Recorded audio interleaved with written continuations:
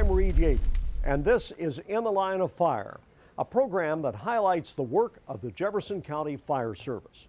This episode is going to focus on preparedness. We're right here at what you might call the heart of emergency operations, MetroSafe. All emergency operations for firefighters, EMS, hazmat crews, and police originate from this center. It's a state-of-the-art center, and you're going to see how it works. Plus, as the temperatures dip, we'll have advice on avoiding a heating fire. And you're going to meet a firefighter who began his work in the fire service during high school. That high school was Fairdale High in Jefferson County. In addition to reading and math, students at Fairdale can choose to learn how to operate heavy equipment or the basic skills for firefighting. This public safety track is helping carve a career path for hundreds of young men and women.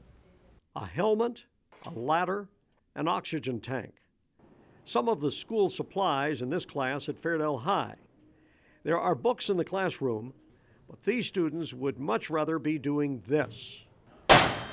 There you go. Good job. Fairdale is the only Jefferson County high school with a public safety course. These students are in the firefighting program. Captain Jeff Burt, retired Louisville firefighter, is their instructor.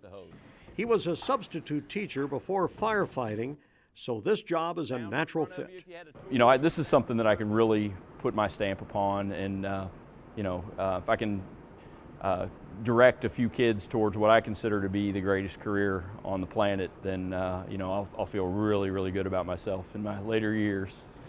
Since I was a little kid, I've always wanted to be a firefighter. So when I was picking my high school in 8th grade, it was between the fire department or ROTC, and I chose Fairdale because they're the only ones in Jefferson County that have the fire program. Pierce Long grew up in the fire service.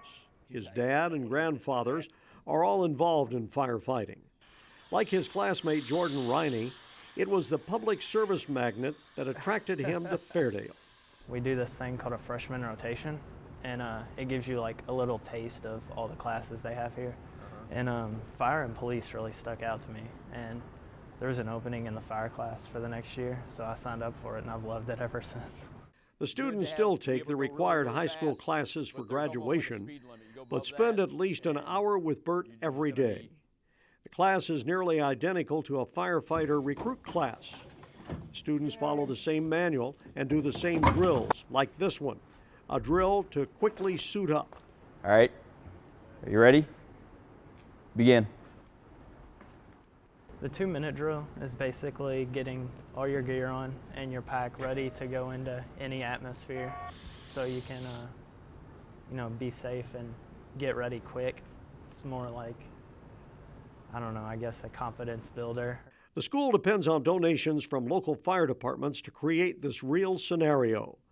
And with Jefferson County's high school program tracks, the district will provide transportation to any school. There's a real focus now from the state education department to get kids both career and college ready, or either or, but preferably both. And so there's more metrics now of measuring to what extent I'm preparing them for a career. You doing okay on air? Yeah. All right. When they walk out of here, my goal really is for the fire chiefs in this area to look at graduates of Fairdale High School Fire Science Program as highly qualified applicants. The program is working. Many of the students will be able to get some of the industry certification from the experience in the class. And some of the students have already mapped out a career path. Jordan will begin an internship with the Fairdale Fire Department and then hopefully firefighting in the Navy. Pierce is ready for college. I've been accepted to Eastern Kentucky University for the Fire Protection Administration bachelor's degree, and I plan on going there for 4 years, and then I will probably come back here to Louisville and become a full-time firefighter at one of the departments here. A little later in this program, you'll meet a Jefferson County firefighter whose career started in the Fairdale program. Any firefighter goes through months of basic training, and one of the exercises involves simulating a flashover. That's a moment in a fire when everything in the room, everything reaches its ignition temperature and engulfs in flames. The training teaches firefighters, first of all, how to recognize the signs of an oncoming flashover, and more importantly, how to escape. Recently, I went into the flashover simulator with a veteran firefighter, Highview Captain Kevin Baines. Well, Reed, you know, a couple months ago we worked in the burn building. Well, this is where the rubber meets the road. We're going to go into the flashover container today. And with that being said, you know, we had an active fire in there that we extinguished. Well, this is when we learn a phenomenon called flashover, where all contents reach its ignition temperature and the whole room flashes at one time. This is to train on how to eliminate getting caught in that situation because flashovers can kill firefighters in a matter of seconds. So you know this when you enter the building, the flashover's a danger. Correct. Okay, so what do you do? We have signs that we look for. There's 4 signs of flashover. One being that there's a working fire. Okay. One being that there's thick smoke that is turbulent smoke. It's moving a lot. It's pushing. Another being rollover, where you saw the fire that was above our head. That's considered rollover. Okay, Reed, as we step in here, you'll notice that we have 2 different chambers in this building. This lower unit here is an observation chamber. The upper unit up there is actually where our fire is being built and stored. So we'll actually have flames from this level all the way up to the ceiling level, come out and across. Okay, I'm with you. That's all I can say. I'm with you. Now, if you want to step out, we'll show you a technique that we use on our nozzles. We'll be in cooler temperatures. We'll, you know, roughly ranging between 200 and 400 degrees, and above us is going to be anywhere from 1,000 to 2,000 degrees. You do it a few times, and you take your nozzle and you go. You may have to stop again and do it again. You're trying to cool it, delay it, and get out. The goal of the flashover training is actually to recognize the signs and get out. You stay behind here, I'm going to be with you the entire time. Feel this line? Right here. You feel this line? This line is our ticket out. This is actually a very small fire. Extremely small fire. But you're going to see how quickly the heat will build and what it'll do, just by strictly heat. I'm just going to stand you up, because this is what we would see when we're crawling in now. Completely different, ain't it?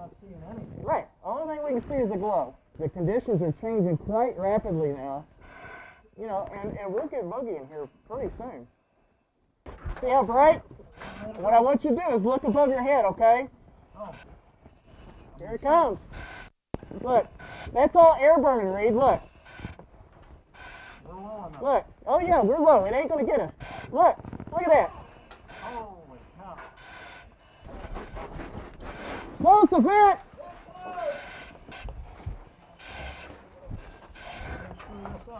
No, you're fine, Reed. You're fine. You're gonna do just fine. Look above your head, Reed. Look at that. Go. Hit it. Move, move, move, move, move. Close the vent. All right, here we go. Open the vent. And we'll steam it out. You ready?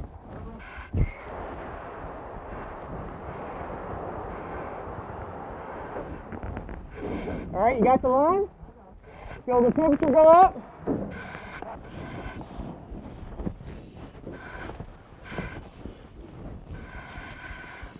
Okay, Reed, what'd you think, bud? I think, again, we see a lot of science in firefighting, but also, I think the big thing is the general public has no idea what a flashover is, or the intensity of the heat, and how little time you have to react if you think one's coming on. Right, I mean, those few squirts of water, that's your lifeline, Yep, it gives you a few seconds. but very few. And then everybody thinks just pour lots of water on it. Well, when you steamed it out, that temperature went up, I mean, like instant. Yes, sir. I mean, it got unbearable in there real quick. Right, it's the science of firefighting. The more water you put up in the atmosphere, the more water is going to come back to you. There's no way we can show you video that totally captures what it's like to be involved in a flashover. I want to say that it's literally a matter of seconds before fire can engulf that entire room. Also, I want to thank my instructor, Kevin Baines. He's a very good instructor. I learned a lot, and I hope you did too. Still to come on In the Line of Fire. Safe Police Fire What EMS happens effort when you now. call 911? Get a tour of the Metro Safe operation. 9935. Responder.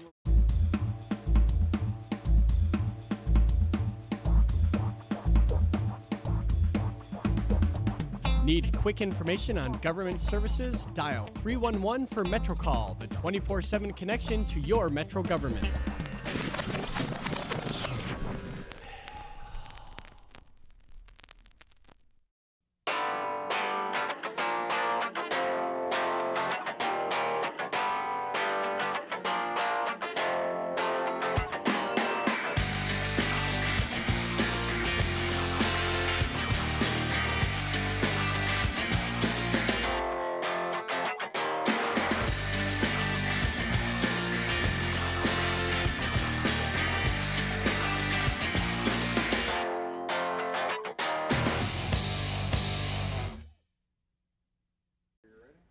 You're watching In the Line of Fire.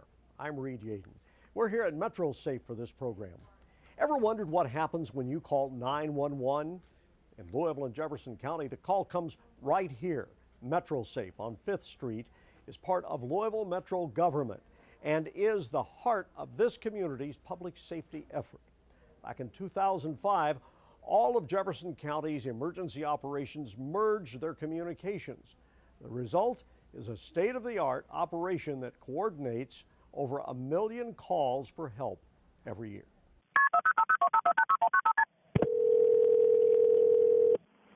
Operator Fagan, where's your emergency? Yes, there's a house fire. These men and women sit, Okay, is that at 1545 Indiana? Yes. Okay, and what's your phone listen, number? and react. Okay, what's your address? Maneuvering through computer screens, these dispatchers make an emergency response happen. They work at Metro Safe, a large, darkened room that is really the nerve center for all of the city's emergency operations. All the people that are in the city and in the county get dispatched from our location. So we have Louisville Jefferson County Police, we have Louisville Metro EMS, we have suburban fire departments and Louisville fire departments, and they're all dispatched. So all the calls come into this one location instead of many different locations. The numbers are staggering. 1.3 million 911 calls, over 800,000 calls to the city's information line, 311. There are 3 shifts of dispatchers. The mid shift is the busiest, often handling 1,200 calls. If you have a car fire on the expressway at, let's say, 5 o'clock in the afternoon, you're going to have 10, 20, maybe even 30 calls because people are concerned, and that's what they call 911 for. Attention, Telus Court 9953, engine 9935. Respond on a report of a motor vehicle accident. I-64. There's no ringing sound when you call 911, and you don't get a busy signal. The goal is public safety and speed. State-of-the-art technology added in 2005 creates efficiency. Metro Safe is a one-stop center coordinating all emergency operations. The MDTs are the mobile data terminals, and they allow police, fire, and EMS to all see what's going on in the city at one time. So if you're on an ambulance and you see an address and you're close to it and it's being dispatched perhaps to someone else that the computer thinks is closer, they can pipe up and say, hey, we're close to this, we'll go ahead and take this run. For the dispatchers, a 911 call can be like a puzzle, trying to determine what type of emergency is happening and who needs to respond. They will ask where your emergency is, what your telephone number is, what your name is, and what the problem is. And there's a lot of questions. People do sometimes get frustrated when they're asked all of these questions. They just want somebody there right away. But to get either police, fire, or EMS there quickly, we need to know this information. If somebody says there's been a shooting at this location, they're going to send that to the dispatcher. So once they put that in the computer system and hit send, it automatically goes to the dispatcher on the other side of the room. The dispatcher gets it and then sends it out to the appropriate responders. Then the call taker is going to continue to ask questions and say, do you know who did it? Or is there anybody there that you can see? Did you see any, just different questions. And that means that they just want additional information for police officers and responder safety. Metro Safe handles the unexpected emergencies daily. Staff also plans for the expected. We plan for things that we know are going to be big things. The Derby, Thunder over Louisville, Breeders' Cup, any large pre-planned event. We do hire people to work overtime for that. This is where emergency responders also gather to plan for a coming storm, response to a train derailment, or a visit from the president. You heard Jody talk about the Code Red emergency notification system. Now, this is an excellent way to be prepared for a storm or other emergency. It's very easy to register. Simply go to the city's website. That is www.louisvilleky.gov. Doug Hamilton is the new Louisville Metro Chief of Public Services, a job he's recently taken over. You were formerly the head of emergency management. Yes, sir. And welcome to our home. We're pleased of our center as well as the daily work of all of our employees here. Doug, we just learned about what happens here at Metro Safe, but talk a little bit about the huge undertaking to get this operation up and running. Sure. You know, you look at us now in 2012, we provide services to 61 agencies throughout Jefferson County, over 5,000 users of our radio system. That was a huge undertaking to bring us all together from 4 different agencies to create a centralized 911 call center. And it seemed insurmountable at the time, Reed, but now look at us in 2012 and we've been doing this. We're going into our 9th year, and so it's running very, very smooth. Our employees make us proud every day of the services that they provide to those 61 agencies. Talk a little bit about the Emergency Operations Center and what its purpose is. Sure. You know, it's a place for us to gather whenever there's an incident, a significant incident, because EMA's job is to coordinate resources, to get the resources that incident commanders may need in order to work through the issue. The most recent time was during the train derailment. We had people on site there at the train derailment, but we also had people in our EOC trying to make sure that the 52 agencies that actually responded to that incident were getting the information they needed, had common communications, that we sent out the emergency warnings to not only the media who helped us out, but to the residents who were affected by the train derailment. We'll stay in contact with the state in case there's any resources that they may have that we may need to overcome this incident. So it's a place for us to gather and attempt to eat the elephant one bite at a time. Metro Safe handles over 1 million 911 calls a year. How big of a problem is false alarms? False alarms are a significant problem for both police and fire departments. It's been the #1 call for service for police for a number of years because of burglar alarms. You know, it's somewhat dated information, but at the time, 99% of burglar alarms are false for the police department. 95% of holdup alarms are false for the police department. Wow. But only in recent times has Urban and Suburban Fire looked at the issue of the actual cost of the 7,000 false calls that they get per year. 7,000? 7,000. That's a big number. Yeah, and when you look at it, the issue is not someone that thought they saw smoke. It's not someone that thought they smelled smoke. It's an issue of an equipment malfunction. It's an issue of employee error. You know, in not handling the equipment properly. It knocks out, you know, not just one officer, it knocks out a company of firefighters, it knocks out trucks, engines, squirts, rescue trucks. And so you may have 10, 12, 15 people that are out of service for a period of time in order to respond to something that is completely preventable. Let's talk a little bit about emergency preparedness and what advice you can give viewers. I mean, we've been through a lot: train derailment, tornadoes.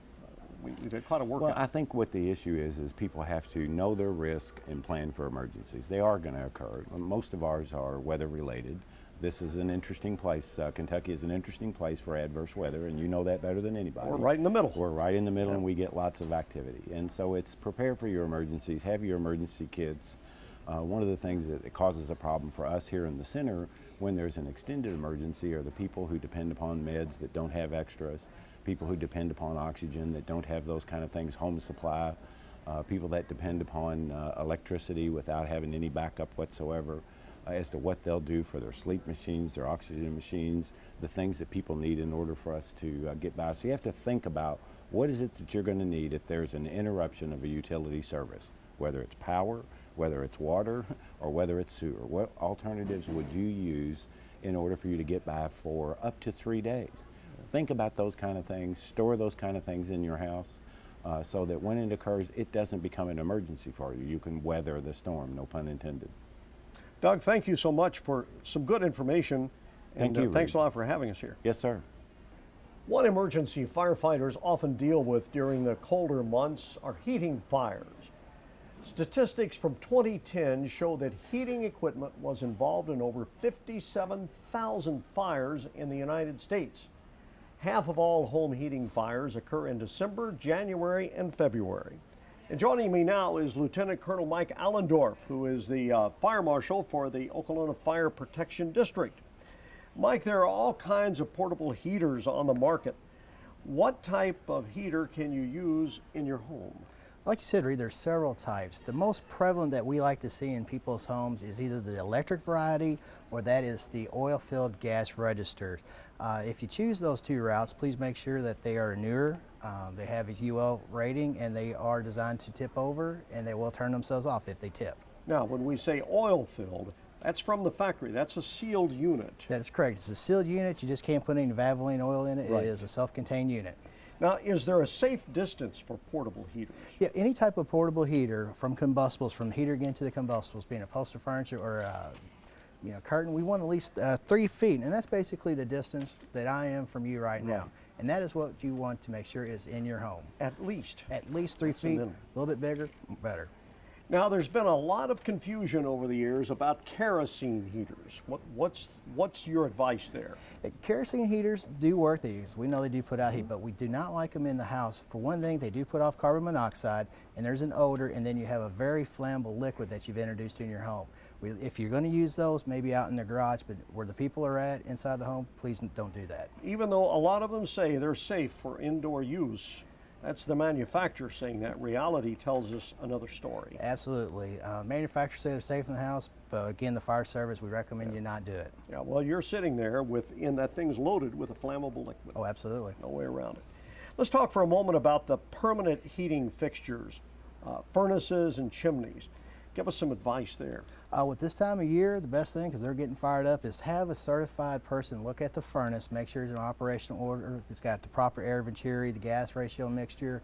That's what you need for your furnace. Now your fireplace, get a certified chimney swift, and they can look in there with down the flue with a nice camera and tell you if you got any problems. In fact, if he's certified and doing the job right, he'll let you see what he's seeing. Yes. A lot of times they have a camera indoors. Absolutely, a little bitty video camera, and you can look right at it. And when there's creosote in there, that's not anything to play around with. No, creosote can be, and it is very flammable. Colonel, thank you so much for being with us. Thank you for having me. Still to come on In the Line of Fire. Interested in a career in firefighting? See how it evolved for this firefighter. Louisville Metro Parks and Recreation. There's no limit to what you can do.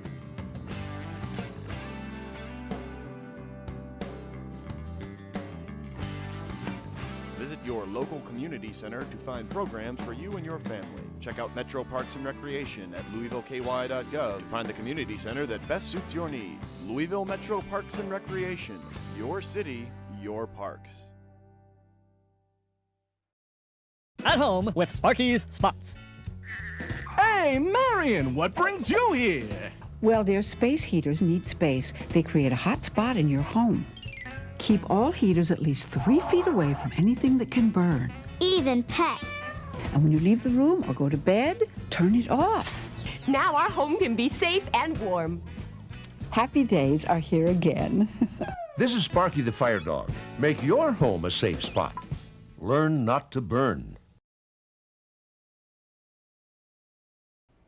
You're watching In the Line of Fire.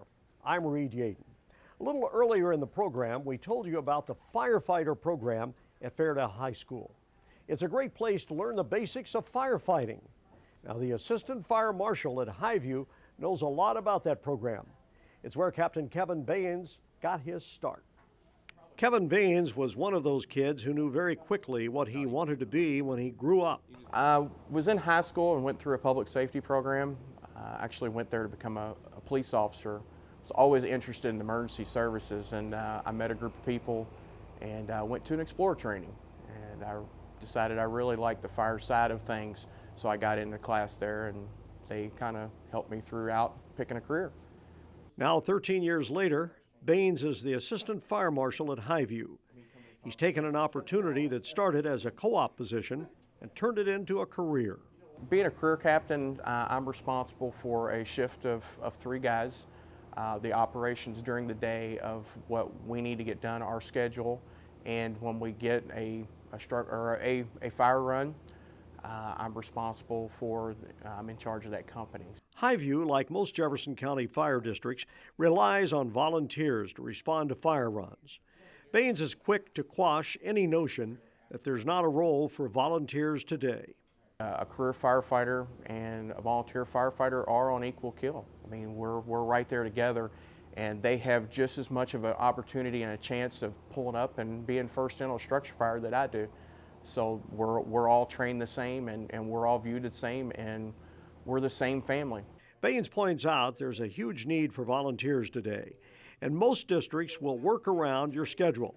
Lucky for him, though, there will always be a need for career firefighters. It's probably one of the most rewarding things. I always tell the guys around here, volunteer or paid, that this isn't a career for you, this isn't a hobby, this is a lifestyle. And people in the community look up to you. I know I love it. My parents are proud of me, and it's just something I get up every day, and when I put my uniform on, I know that I'm representing something bigger. The Jefferson County Fire Service includes departments that cover over 300 square miles in Jefferson County with both career and volunteer firefighters. Interested in learning more about a career in firefighting? Visit jeffcofire.com. We all want to say thanks to the staff here at MetroSafe for hosting this program and giving us and you a look at what happens when you call 911 and the planning that takes place before a disaster ever happens. Emergency responders do an incredible job for this community 24/7, and we're very thankful for their service.